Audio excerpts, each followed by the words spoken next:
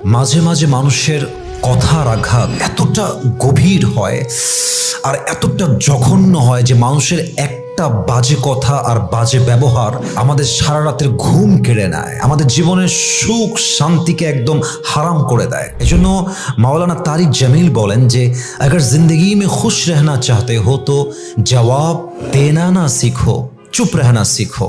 उसने वो कह दिया, ये कह दिया, यूं कह दिया, क्यों कह दिया, ये मत कहो।